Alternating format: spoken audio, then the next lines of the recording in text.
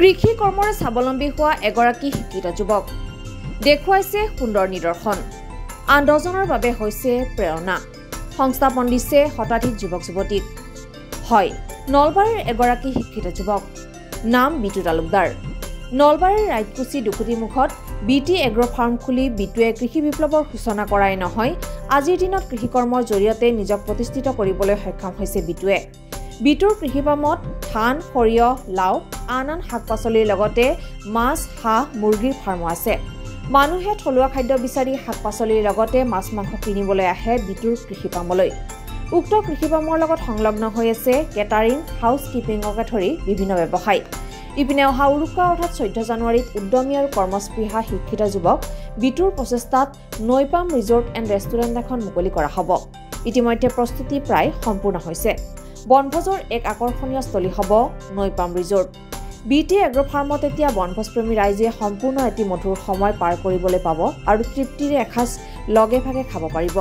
আনহাতে উক্ত resort and কৃষি ফাৰ্মত থলুৱা খাদ্যৰ জুতি ল'ব পাৰিব ৰাইজে।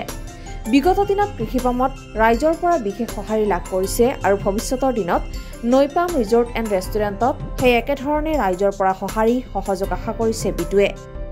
আমাৰ আৰম্ভ হ'বলগীয়া ৰিজৰ্ট আৰু লগতে আমাৰ ফাৰ্ম নৈপাম আৰু বিটি এগ্ৰৰ ফালৰ পৰা আপোনালোক লগতে সমূহ অসমবাসী ৰাইজক নৱবৰ্ষৰ আমি আন্তৰিক শুভেচ্ছা জ্ঞাপন কৰিছোঁ। আপোনালোক চাওক, আমি যোৱা দুৰ্গা পূজাৰ সময়তে আমি জনাইছিলোঁ যে আমি এটা প্ৰজেক্ট এটা লৈছোঁ, এখন এগ্ৰি ৰিজৰ্ট এখন আমি আৰম্ভ কৰা বুলি আপোনালোকক জনাইছিলোঁ।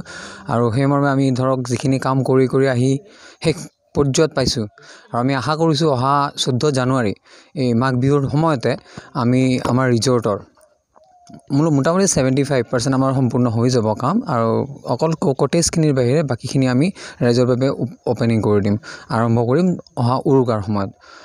গতিকে আমি আশা কৰিছোঁ আমি ৰাইজৰ সঁহাৰি পাম। ইতিমধ্যে আমি বিগত সময়ছোৱাত বা বৰ্তমানেও আমি ৰাইজৰ যথেষ্ট সঁহাৰি পাইছোঁ। ইতিমধ্যে আমাৰ কৃষিটো জানে আপোনালোকে, আমি কৃষিৰ লগত জড়িত এই ফাৰ্মখন ধান চপোৱা হৈ গৈছে আৰু সেই মৰ্মে এতিয়া আমাৰ হাঁহো উপযুক্ত হৈ উঠিছে, মাছ ডাঙৰ হৈ আহিছে।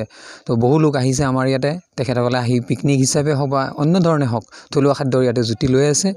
আৰু আশা কৰিছোঁ 14 তাৰিখৰ পিছত ৰেগুলাৰভাৱে আমি আমাৰ এই প্ৰক্ৰিয়াবিলাক চলাই যাবলৈ সক্ষম হ'ম। বহুত উচ্চ শিক্ষিত লোকে আচলতে চাকৰিৰ পিছত দৌৰা দেখিবলৈ পোৱা যায়, কিন্তু আপোনালোকৰ নেতৃত্বত এটা কৃষি বিপ্লৱৰ সূচনা হৈছিল, এই চিন্তাটো কেনেকৈ আহিল?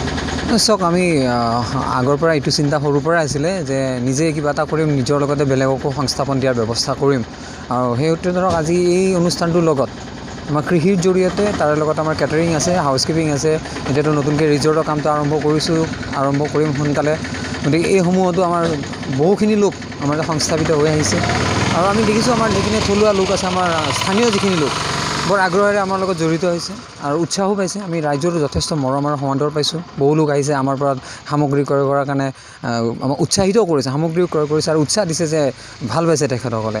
গতিকে আশা ৰাখিছোঁ আগলৈকে আমাৰ সকলো লোক এইধৰণে নিজে কৰ্মৰ সংস্কৃতিৰ যোগেদি নিজে সংস্থাপিত হ'ব, লগতে অন্যক এটা ৰাস্তা দেখুৱাব উপাৰ্জনৰ। ভৱেশ কুমাৰ দাসৰ ৰিপৰ্ট, DA 365।